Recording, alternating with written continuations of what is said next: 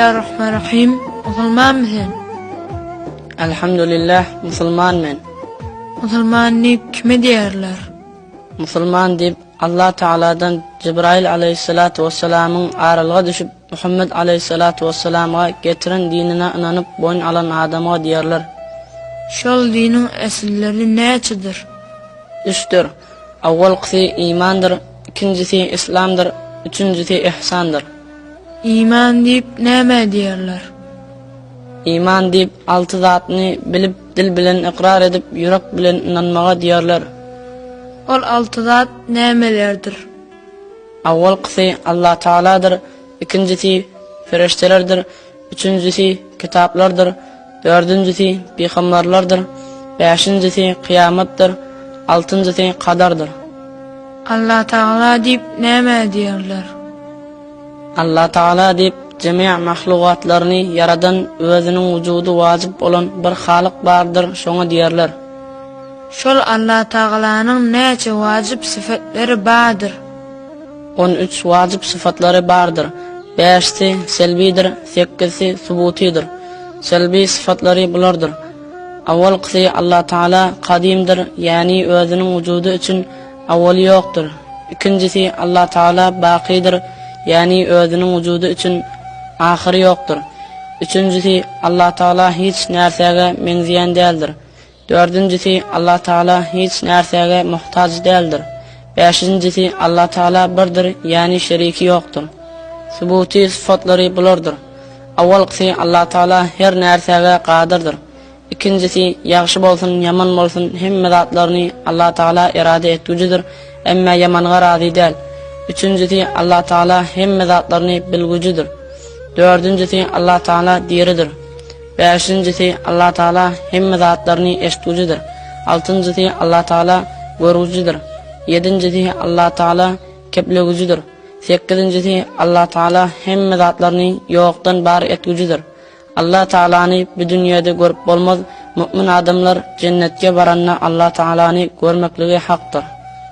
Allah Teala'nın caiz sıfatları neçidir? Birdir. Allah Teala her bir işi halasa eder, halamasa etmez. Allah Teala'nın mustahil, bolmalı değil sıfatları neçidir? 13'tür. Şol vacip sıfatların tersleridir. Allah Teala'nın cemi atları ve sıfatları kadimdir. Allah Teala'nın şol sıfatları bardığını nemeden biliyorsun? Aynı günni doğurup batırıp bir damca sudan adamları yaradıp, sunk edip, et edip, damar edip, sinir edip, kıl edip, can verip, sözledip, gezdiripdir, şehirligen işlerini edipdir, şondan bilyar. Ol bir damca su özü döreptir diyende bolmayar mı? Yok, bolmaz. Eger ol bir damca su özü döremekligi başaryan bolsa, ulalanda ölmelilik hem başarardı. Ulalanda ölmelilik başarmayar, ölüyer. Özünün döremendigini, Allah Teala'nın döredendigini şondan bilyar. Ferişteler diyeni nemelerdir? Ferişteler diyeni Allah Teala'nın nurundan yaradan silahlı bendeleridir. Mudam Allah Teala'nın hizmetine bolarlar. Hiç Allah Teala'nın buyruğundan çıkmazlar, imeller, içmezler, eğerlik, hatırlık olarda bolmaz. Kitaplar diyeni nemelerdir? Kitaplar diyeni Allah Teala'nın din yolunu bildirmek için peygamberlarga indirgen sözleridir. Mesela Tevrat, İncil, Zebur, Kur'an bulardan başka hem köp kitap indiripdir. Hemmesi özünün avvalki sözleridir, yani mahluk değildir, hemmesi haktır. Muhammed aleyhissalatu vesselam'a Kur'an gelenden son hemmesi Kur'an bilen mensuh bolandır. Kur'andan son kitap inmez. Muhammed aleyhissalatu vesselam'dan son peygamber gelmez. Ta kıyametga çeli Muhammed aleyhissalatu vesselam'ın şeriatı bilen amel etmelidir. Peygamberler diyeni nemelerdir? Peygamberler diyeni Allah Teala'nın doğru yolunu bildirmek için halklarga ibergen bendeleri ve elçileridir. Peygamberlerin neçe vacip sıfatları bardır? 4 vacip sıfatları bardır. Avvalkisi peygamberler zirek ve akıllıdır. İkincisi peygamberler Allah Teala'nın cemi buyruklarını halklarga yetirgendir.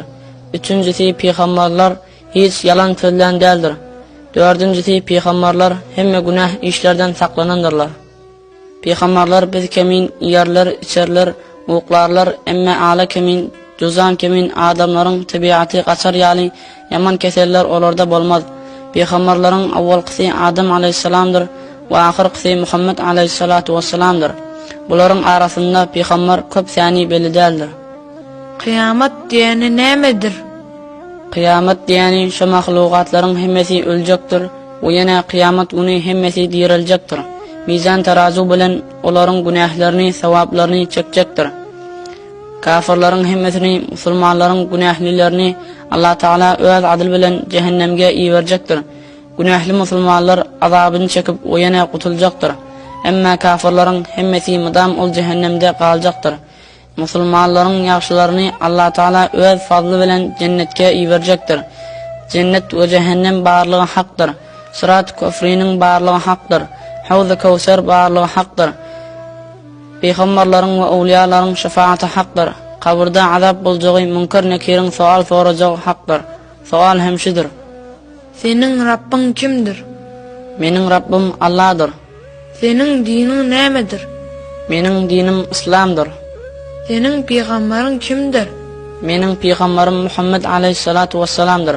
Yaxşı bolsan kabirde nimet rahat bulacağı haktır. Yaman bolsan kabirde azap bulacağı haktır. Kader diyen nemedir? Kader diyeni şu mahluqatların arasında bir iş bolsa, ol ha yaxşı bolsun, ha yaman bolsun, ulu bolsun, kiçi bolsun, Allah Taala'nın takdiri bilendir. Hatta ferişteler, şeytanlar, insanlar bir adamga yaxşılık ya yamanlık etcek bolup birleşseler hem Allah Taala kader etmese edip bilmezler. Her işi ihtiyar etmek bendenin işidir. Ol işi yaratmak Allah Taala'nın işidir. İslam deyip neme derler? İslam deyip Allah Taala'nın buyuran işlerine boyun verip buyurmayan işlerinden kaçmağa derler. İslam'ın rükunleri neçidir? 5'tir.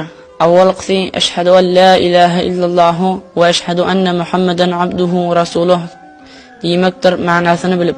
Manası budur. Aşkar bilermen ibadet eder yali zat yoktur bir Allah Taala'dan gayri ve yine aşkar bilermen Muhammed aleyhissalatu vesselam Allah Taala'nın bendesi ve elçisidir. İkincisi namaz okumaktır. Üçüncüsü maldan zekat vermektir. Dördüncüsü Ramazan ayı roza tutmaktır. Beşincisi tağatı bolsa hac kılmaktır. İhsan diyeni nemedir? İhsan diyeni Allah Teala için hizmet etmektir. Sen onu görýän ýaly bolup, sen onu görmesen de ol seni görýändir. Sağ ol da Allah. Tanrı yakal.